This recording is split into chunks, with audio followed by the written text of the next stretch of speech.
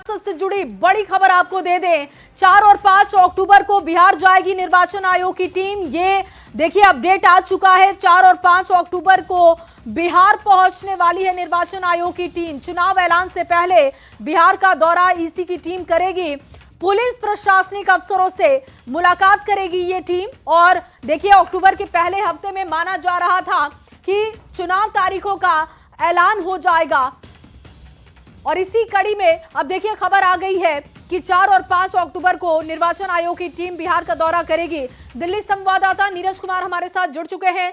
नीरज, विस्तार से जानकारी दीजिएगा। 4 और 5 अक्टूबर को निर्वाचन आयोग की टीम बिहार का दौरा करेगी, तो क्या माना जाए कि पहले हफ्ते में ही चुनाव तारीखों का ऐलान हो जाएगा? देखिए, पहले हफ्ते में तो चुनाव का ऐलान नहीं होगा, लेकिन एक बात साफ है कि दूसरे हफ्ते में चुनाव का ऐलान होगा। और चुनाव आयोग की टीम जो है 4-5 तारीख को यानी 4-5 अक्टूबर को जाएगी बिहार, और इस दौरान राजनीतिक दलों के प्रतिनिधियों और पुलिस प्रशासन के अधिकारियों से चुनावी तैयारियों का जायजा लेगा चुनाव आयोग। और चुनाव आयोग की टीम न कहें, चुनाव आयोग में मुख्य चुनाव आयुक्त ज्ञानेश कुमार के अलावा दोनों चुनाव आयुक्त होंगे, और वो तमाम लोगों से जानेंगे कि किस तरह की बिहार में चुनाव की तैयारियां की गई हैं। रही बात घोषणा की, तो घोषणा जो है वो 7 तारीख से लेके 11-12 तारीख के बीच कभी भी हो सकती है। ज्यादा उम्मीद है 7 से 10 के बीच में।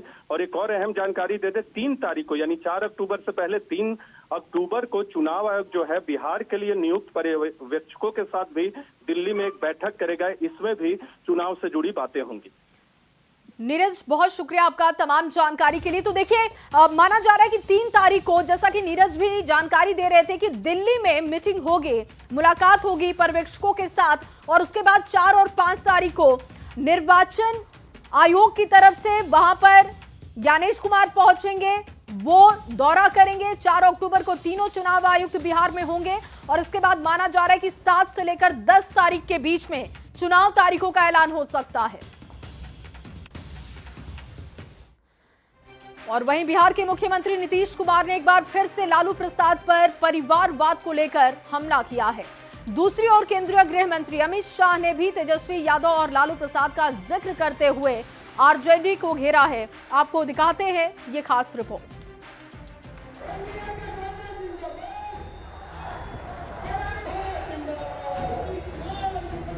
जंगल राज फिर से न आए, इसके लिए का चुनाव है।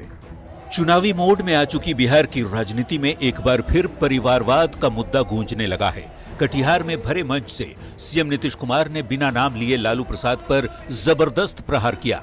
सीएम ने कहा कि पहले की सरकार में जब खुद सीएम कुर्सी से हटे तो अपनी पत्नी को कुर्सी पर बिठा दिया, लेकिन बिहार की आम महिलाओं के लिए कुछ नहीं किया। खाली अपने हक लिया था 7 साल में, तो अपनी पत्नी को बनवा दिया था, लेकिन बिहार के कोई महिला को कुछ नहीं करता था। 2 दिवसीय दौरे पर बिहार आए केंद्रीय गृह मंत्री अमित शाह भी अररिया की जमीन से खूब गरजे। अमित शाह ने कहा कि राहुल और लालू के लिए ये चुनाव अपनी पार्टी को जिताने का है, लालू के बेटे को मुख्यमंत्री बनाने का है, लेकिन हम सभी बीजेपी कार्यकर्ताओं के लिए ये चुनाव पूरे बिहार से घुसपैठियों को बाहर निकालने का है। राहुल और लालू जी के लिए चुनाव अपनी पार्टी को जिताने का चुनाव, लालू के बेटे को मुख्यमंत्री बनाने का चुनाव है। मगर हम सब भारतीय जनता पार्टी के कार्यकर्ताओं को इनके लिए ये चुनाव पूरे बिहार से घुसपैठियों को खदेड़ देने का चुनाव। परिवारवाद वाले प्रहार पर आरजेडी के नेता एजाज अहमद ने कहा कि तेजस्वी के तेज से घबरा गए हैं एनडीए के नेता। 37 साल के नौजवान तेजस्वी जी के प्रति जो मजबूती के साथ आगे बढ़ा है, उसके कारण भाजपा के खेमे में बेचैनी है। परिवारवाद एक ऐसा मुद्दा है जिस पर अक्सर आरजेडी और कांग्रेस घिर जाती है। एक बार फिर एनडीए नेताओं ने परिवारवाद के मुद्दे पर लालू प्रसाद और तेजस्वी यादव को घेरना शुरू कर दिया है। असर कितना होता है ये तो चुनाव के नतीजे ही बताएंगे। न्यूज़ 18 के लिए कटिहार से सुब्रत गुहा और अररिया से सतीश के साथ ब्यूरो रिपोर्ट। और वहीं समस्तीपुर के बाद गृह मंत्री अमित शाह अररिया के फारबिसगंज में बीजेपी की क्षेत्रीय बैठक में शामिल हुए। अमित शाह ने कोसी, सीमांचल और भागलपुर जोन के कार्यकर्ताओं से संवाद किया। इस दौरान अमित शाह ने कहा कि ये चुनाव घुसपैठियों को भगाने और बिहार को प्रगति के रास्ते पर ले जाने का है। साथ ही उन्होंने ये भी कहा कि राहुल गांधी चाहते हैं कि घुसपैठियों को मताधिकार मिले। ये लालू एंड कंपनी, ये राहुल बाबा चाहते हैं कि घुसपैठियों को मताधिकार मिले। कोसी सीमांचल वालों मुझे बताओ, घुसपैठियों को मत का अधिकार देना चाहिए क्या? ये चुनाव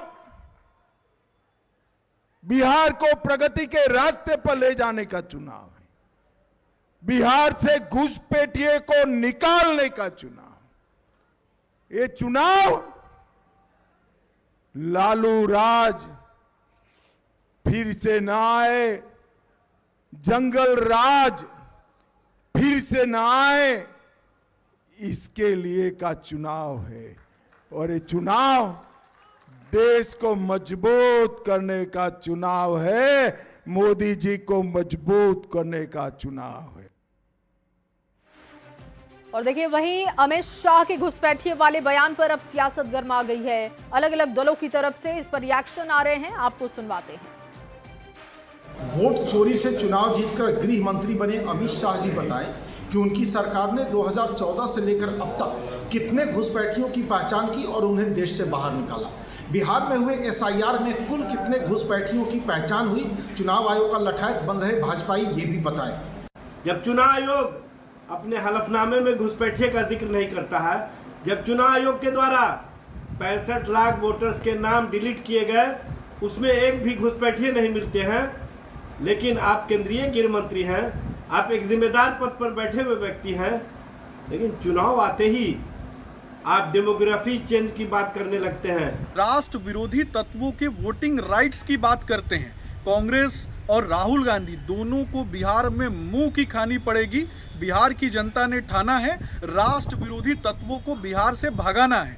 लेकिन माननीय राहुल गांधी जी और भाई तेजस्वी जी चुनाव में गड़बड़ करना चाहते हैं, अयोग्य मतदाता को भी मतदाता सूची में जोड़ना चाहते हैं। भाई तेजस्वी जी, राहुल गांधी जी, अब ये सब नहीं चलने वाला है। देखिए, चुनावी साल है तो CM Nitish super active mode में आ चुके हैं। एक के बाद एक कई जिलों का दौरा कर सीएम बड़ी सौगात जनता को दे रहे हैं। साथ ही लालू प्रसाद और राबड़ी देवी के कार्यकाल पर निशाना भी साध रहे हैं।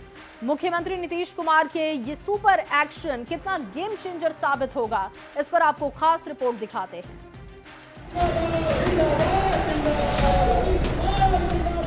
मगध का किला हो या शाहाबाद की शान, मिथिलांचल का गढ़ हो या सीमांचल का दुर्ग, बिहार के मुख्यमंत्री नीतीश कुमार चुनावी साल में सुपर एक्टिव हैं। 2025 के चुनाव में बम्पर जीत हासिल करने के लिए सीएम नीतीश जी तोड़ मेहनत कर रहे हैं। सीएम की सौगात और सक्रियता का ये डबल डोज डबल इंजन की सरकार की सत्ता बरकरार रखने के लिए है। पिछले कुछ दिनों में भोजपुरी और मगध के इलाकों में बड़ी चुनावी जनसभा को संबोधित करने के बाद शनिवार को सीएम ने मिथिलांचल और सीमांचल में हुंकार भरी। लेकिन बिहार के कोई महिला को कुछ नहीं कर पाता और हम लोगों ने सारी महिलाओं के विस्तार के लिए हम लोगों ने मुख्यमंत्री ने पहले कटिहार में हुंकार भरी, फिर मधुबनी में ये दावा ठोक दिया कि बिहार के लिए नीतीश से बेहतर कोई नहीं। बिहार चुनाव जीतने के लिए पूरी ताकत झोंक चुके मुख्यमंत्री नीतीश कुमार जब कटिहार में बरारी विधानसभा के धर्मपुर गांधी उच्च विद्यालय के मैदान पहुंचे तो पूरा मैदान तालियों की गड़गड़ाहट से गूंज उठा। हजारों महिलाओं से खचाखच भरा पंडाल सीएम के नारों से खिल उठा। लोगों ने ताली बजाकर उनका स्वागत किया और मुख्यमंत्री ने अपना हाथ उठाकर अभिवादन किया। पहले कोई ध्यान देता था, महिला पर कोई ध्यान नहीं देता, हम सबका कोई मतलब था, खाली अपने हक लिया था 7 साल में, तो अपनी पत्नी को बनवा दिया था। सीमांचल के मंच से सीएम ने साफ साफ संदेश दिया कि शासन और प्रशासन के मायने में नीतीश का कोई जोड़ नहीं है। लालू राबड़ी के करीब 15 साल के शासनकाल को धता बताते हुए नीतीश ने जंगल राज का नाम दिया। दावा किया कि 20 साल में एनडीए की सरकार में जितना काम हुआ, ऐसा काम न तो आरजेडी की सरकार में हुआ और न कभी कांग्रेस की सरकार में। सीएम के इस बयान पर बिहार की सियासत सुलग गई है। होती है लालू जी और श्रीमती राबड़ी देवी जी के संबंध में जिस तरह की भाषा उन्होंने इस्तेमाल किया है, जिस तरह की बातें उन्होंने कही है, ये कहीं से उचित नहीं है। पहले का 45 वर्ष पहले का काम उनको याद है, वो गिना सकते हैं। अपने 20 वर्ष का एक काम नहीं बता सकते, 20 तो छोड़िए। ये कितनी निकम्मी सरकार होगी, अंदाजा लगाइए। माननीय मुख्यमंत्री जी प्रदेश में विकास कार्यों के लिए हमेशा सक्रिय रहे हैं। कार्यों की प्रगति का जायजा लेकर वे हमेशा संबंधित अधिकारियों को दिशा निर्देश भी देते हैं। मुख्यमंत्री जी हमेशा एक्टिव रहते हैं, जिलों का दौरा करते हैं, लोगों से मिलते हैं, फीडबैक लेते हैं और काम करते हैं। तभी तो हर समुदाय के लोग उनको पसंद करते हैं। सत्ता पक्ष सरकार की सराहना कर रहा है तो विपक्ष आलोचना। दोनों के अपने अपने दावे हैं, पर तेज गति के साथ चुनावी अभियान में जुटे मुख्यमंत्री हर मोर्चे पर खुद को साबित करने में जुटे हैं। सीएम ने एक एक जिलों का दौरा कर सौगातों की झड़ी लगा दी है। जनसंवाद में लालू राबड़ी राज की खामियों को गिना रहे हैं, खुद को आधुनिक बिहार का शिल्पकार बता रहे। ऐसे में देखना होगा कि सीएम की ये कोशिश चुनाव में कितनी कामयाब हो पाती है। कटिहार संवाददाता सुब्रत गुहा, मधुबनी संवाददाता प्रशांत और पटना रिपोर्टर विनीता मिश्रा के साथ ये रिपोर्ट न्यूज़ 18। और वहीं सीएम नीतीश कुमार ने आज मधुबनी को बड़ी सौगात दी है। सीएम ने 8,328 करोड़ की लागत से 25 विकास योजनाओं का शिलान्यास और उद्घाटन किया। खुटौना प्रखंड के परसाही सिरसिया में लाभुक संवाद कार्यक्रम का आयोजन किया गया। कार्यक्रम में सांसद संजय झा, मंत्री विजय चौधरी भी शामिल हुए। लाभुक संवाद कार्यक्रम में जीविका दीदियों का अभिनंदन किया गया। सीएम ने अपने संबोधन में सरकार की उपलब्धियां भी गिनवाई, साथ ही पिछली सरकार यानी कि लालू राबड़ी सरकार पर निशाना साधा।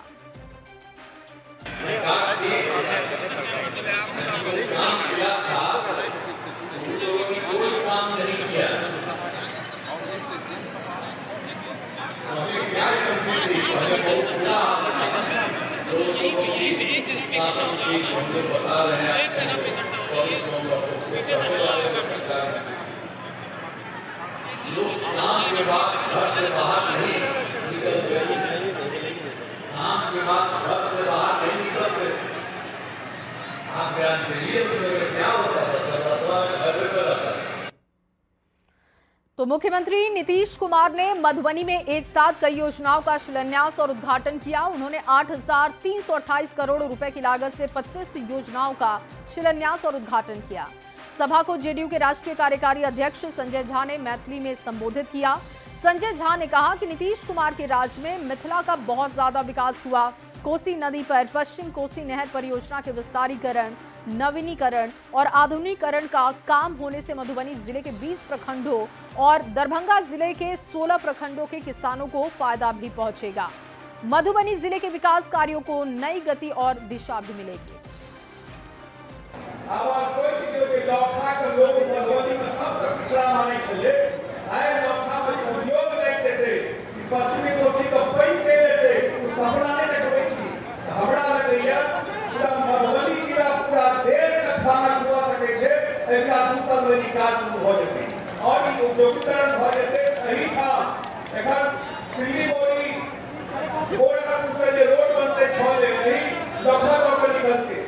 सारा काज मुख्यमंत्री जी के द्वारा भेले हैं। एक आग्रह निवेदन करब, चुनाव का समय है, जे एनडीए को प्रत्याशी भोटे थी पूरा हिसाब पूरा का पूरा मालवे। और बिहार विधानसभा चुनाव में सबकी नजर अति पिछड़े वोटर्स पर है। तेजस्वी यादव ने कर्पूरी अति पिछड़ा संवाद कार्यक्रम में एनडीए पर ऐसा बयान दिया जिससे सियासत सुलग चुकी है। आपको दिखाते हैं ये रिपोर्ट। चुनावी साल में सभी राजनीतिक दलों की नजर अति पिछड़ा वोटर पर है। बिहार में अति पिछड़ा के सबसे बड़े नेता कर्पूरी ठाकुर के नाम पर आरजेडी ने कर्पूरी अति पिछड़ा संवाद कार्यक्रम का आयोजन किया। इस कार्यक्रम को संबोधित करते हुए तेजस्वी यादव ने एनडीए पर बड़ा हमला बोला। इन लोगों ने, एनडीए के लोगों ने अति पिछड़ा समाज को केवल ठगने का काम किया। ठगा है इन लोगों ने, केवल वोट बैंक बना करके रखा है। लेकिन लालू जी ने आपको जो मान सम्मान और जो स्वर दिया, अति पिछड़ों को पावर बैंक बनाने वाले बयान पर सियासत गर्मा गई। एनडीए ने तेजस्वी यादव के बयान पर हमला बोला। अगर आपको इतना ही अति पिछड़ा का ख्याल है तो अपने राष्ट्रीय अध्यक्ष बनाते अति पिछड़ा को। लेकिन एक राजद ही ऐसा दल है जिसका राष्ट्रीय अध्यक्ष सुरक्षित है जब तक जीवित रहेंगे लालू प्रसाद यादव जी, और उस दल के हर एक पद के लिए जो नेता बने हैं तेजस्वी यादव जी। तो बहुत ताज्जुब होता है, वो भूल जाते हैं कि उनके पिताजी की विरासत क्या रही है। उनके लोगों ने सबसे ज्यादा अगर किसी को परेशान किया है, जमीनें हड़पी हैं, तो वो अति पिछड़ा समाज रहा है जो उनसे सबसे ज्यादा प्रताड़ित रहा।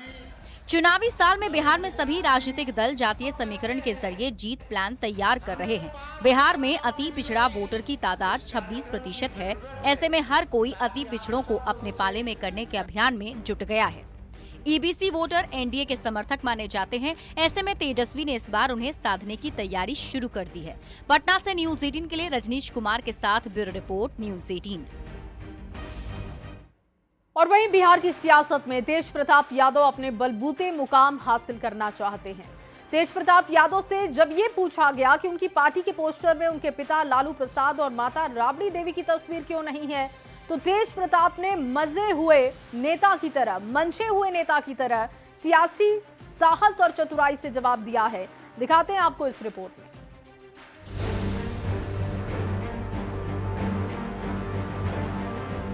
माता पिताजी तो उनका अलग पार्टी है ना, उस पार्टी के वो राष्ट्रीय अध्यक्ष हैं आरजेडी के, तो इसमें हम कैसे लगा सकते हैं। तेज प्रताप अब अपनी नई पहचान गढ़ने में लग गए हैं। तेज प्रताप ने सोच लिया है कि अपने दम पर अपनी ताकत खड़ी करेंगे, अपनी पहचान अपने बलबूते बनाएंगे। तेज प्रताप यादव ने अपनी नई पार्टी जनशक्ति जनता दल बनाई है, जिसका उन्होंने पोस्टर भी जारी किया था। लेकिन इस पोस्टर में उन्होंने अपने माता पिता को जगह नहीं दी, जिसको लेकर सवाल उठे। ऐसे में तेज प्रताप ने इस सवाल का जवाब दिया है। उन्होंने कहा कि उनके पिता लालू प्रसाद और राबड़ी देवी की अलग पार्टी है। ऐसे में उनके फोटो का इस्तेमाल दूसरी पार्टी के लिए कैसे हो सकता है। माता पिताजी तो उनका अलग पार्टी है ना, उस पार्टी के वो राष्ट्रीय अध्यक्ष हैं आरजेडी के, तो इसमें हम कैसे लगा सकते हैं। तो नियम में भी नहीं है, हमारे पार्टी के संविधान में भी नहीं है। तो जो पार्टी का नेता होता है उसका लगता है। तेज प्रताप ने अपनी पार्टी के पोस्टर में माता पिता को जगह नहीं मिलने पर तार्किक जवाब तो दिया है, लगे हाथ अपने छोटे भाई तेजस्वी पर तंज भी कस दिया है। तेज प्रताप ने डाक बंगला चौराहे पर लगे पोस्टर में लालू प्रसाद की तस्वीर गायब होने पर सवाल उठाए। तेज प्रताप ने कहा कि उसी दल के राष्ट्रीय अध्यक्ष की तस्वीर आरजेडी के बैनर पोस्टर में क्यों नहीं है। तेजस्वी जी की भी होर्डिंग लगी हुई है डाक बंगला पे, तो उसमें भी माता पिता की फोटो नहीं है। कम से कम उसमें होनी चाहिए थे, क्योंकि उन्हीं का पार्टी है राष्ट्रीय जनता दल, तो पिताजी का पार्टी है, तो उनका फोटो क्यों गायब किया गया। जनशक्ति जनता दल में लालू प्रसाद और राबड़ी देवी की तस्वीर नहीं होने पर तेज प्रताप खुलकर बोले हैं। तेज प्रताप ने कहा, माता पिता की जगह फोटो में नहीं, हमारे दिल में है। फोटो होने से नहीं होता, माता पिता सदैव हमारे पूजनीय हैं, माता पिता हमारे दिल में है। माता पिता की छाया से अपनी अलग छवि गढ़ने में जुटे तेज प्रताप यादव ने ये कहकर उनके माता पिता उन्हें पार्टी से बाहर कर दिया तो वो उनकी तस्वीर का इस्तेमाल नहीं करेंगे, स्वाभिमान का परिचय दिया है। तेज प्रताप ने ये साफ कर दिया कि वो राजनीति में अपनी पहचान अपने दम पर बनाना चाहते हैं। साथ ही तेज प्रताप ने आरजेडी के पोस्टर में लालू प्रसाद की तस्वीर गायब होने का सवाल उठाकर अपने सियासी साहस और चतुराई का भी परिचय दे दिया है। न्यूज 18 के लिए पटना से अमित कुमार के साथ ब्यूरो रिपोर्ट, न्यूज 18। और बीजेपी के चुनावी चाणक्य ही नहीं, चुनावी दिमाग भी बिहार में एक्टिव हो गए हैं।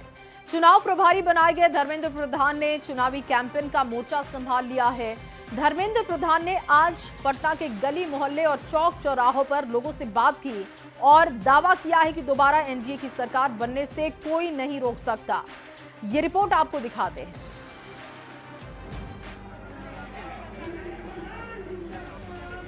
पटना की सड़कों पर पूरी सेना के साथ निकले सेनापति। केंद्रीय मंत्री धर्मेंद्र प्रधान की ये तस्वीरें कुछ यही बयां कर रही हैं कि भारतीय जनता पार्टी ने बिहार में चुनावी स्पीड के गियर को बढ़ा दिया है।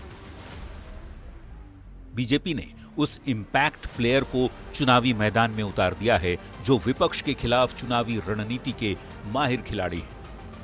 विपक्ष के हर मुद्दे का काट खोजने वाला वो हरफन मौला खिलाड़ी जिसे चुनावी बिसात बिछाने में महारत हासिल है।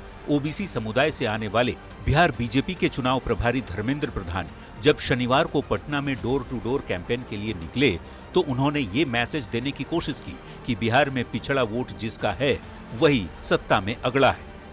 एनडीए यहाँ बहुत मजबूत स्थिति में है। एनडीए फिर एक बार यहाँ सेवा की अवसर हमको लोगों ने देने वाले हैं, यह हमारा पूरा भरोसा है। बिहार की कमान संभालने के बाद चुनाव प्रभारी धर्मेंद्र प्रधान काफी सक्रिय दिख रहे हैं। राजधानी की गलियों में खुद संपर्क अभियान चला रहे हैं, चौक चौराहों पर और घर घर जाकर लोगों से मुलाकात कर रहे हैं। भारतीय जनता पार्टी के मौजूदा विधायकों के बारे में फीडबैक ले रहे हैं, संभावित उम्मीदवारों के बारे में भी जनता की राय ले रहे हैं। साथ ही मोदी सरकार और नीतीश सरकार की योजनाओं से मिलने वाले लाभ को लेकर भी लोगों की प्रतिक्रिया ले रहे हैं। प्रधानमंत्री नरेंद्र मोदी जी और यहाँ का मुख्यमंत्री श्री नीतीश कुमार जी के नेतृत्व में हम चुनाव लड़ रहे हैं। एनडीए के चुनाव जितना सुनिश्चित है। प्रधानमंत्री नरेंद्र मोदी के स्वदेशी अभियान को सफल बनाने के लिए धर्मेंद्र प्रधान घर घर जाकर स्टिकर लगा रहे हैं, जीएसटी 2.0 की सौगात के बारे में लोगों को बता रहे हैं। धर्मेंद्र प्रधान का ये डोर टू डोर अभियान बीजेपी की रणनीति का अहम हिस्सा माना जा रहा है। आमतौर पर प्रभारी बड़ी बैठकों तक सीमित रहते हैं, लेकिन उन्होंने सीधे जनता तक पहुंचने का रास्ता चुना है।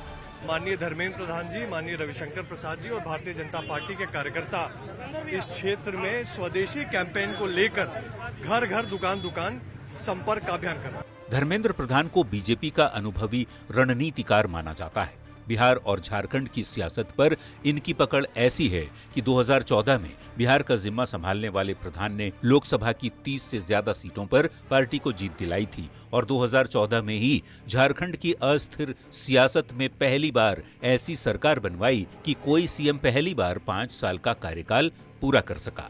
असम, ओडिशा, हरियाणा और उत्तर प्रदेश में प्रभारी रहते सरकार बनवा चुके धर्मेंद्र प्रधान बिहार में कितना कामयाब हो पाते हैं, ये देखना दिलचस्प होगा। पटना संवाददाता आनंद अमृतराज के साथ ब्यूरो रिपोर्ट, न्यूज़ 18। और चलिए बात आरजेडी विधायक आलोक मेहता की करते हैं। देखिए, आलोक मेहता को अपने ही विधानसभा क्षेत्र में फजियत झेलनी पड़ी। उजियारपुर में क्षेत्र की जनता से आरजेडी विधायक मिलने के लिए पहुंचे, लेकिन वहां पर लोगों ने वापस जाने के नारे लगा दिए। आरजेडी विधायक की इतनी बेइज्जती हुई कि वो हाथ जोड़ते हुए दिखाई दिए। वहां पर क्या स्थिति बनी थी, आपको इस खास रिपोर्ट में दिखाते हैं।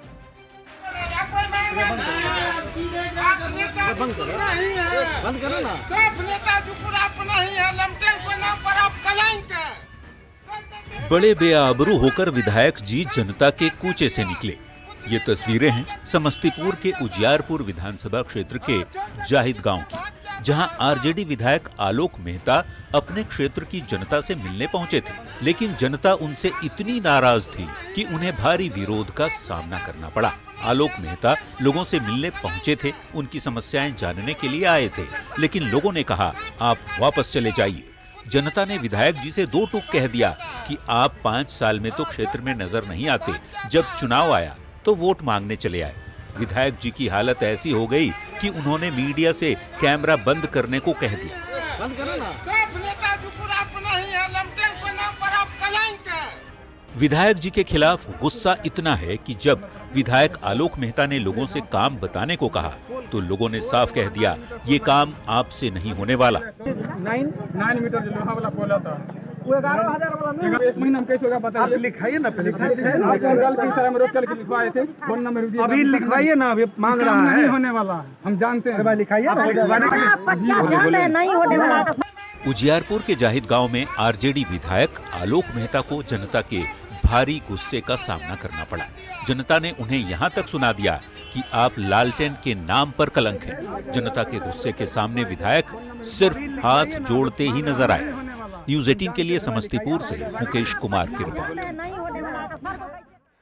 और चलिए आगे बढ़ते हुए इस वक्त की बड़ी खबर आपको दें। मंत्री अशोक चौधरी के मानहानि वाले नोटिस पर प्रशांत किशोर ने जवाब भेज दिया है। 100 करोड़ की मानहानि नोटिस का वकील के जरिए जवाब दिया गया। कहा प्रशांत किशोर का आरोप जनहित में उठाए गए मुद्दे हैं। अशोक चौधरी के नोटिस को निराधार बताया, राजनीतिक रूप से प्रेरित बताया गया है। अशोक चौधरी पर गलत तरीके से तथ्यों को छुपाने के लिए कानून का सहारा लेने का भी आरोप लगाया गया। प्रशांत किशोर ने मंत्री अशोक चौधरी पर भ्रष्टाचार के आरोप लगाए थे, जिस पर मानहानि का नोटिस दिया गया था अशोक चौधरी की तरफ से। और अब देखिए पीके ने उस पर जवाब दे दिया है। पीके ने जवाब दिया, आरोप जनहित में उठाए गए मुद्दे हैं।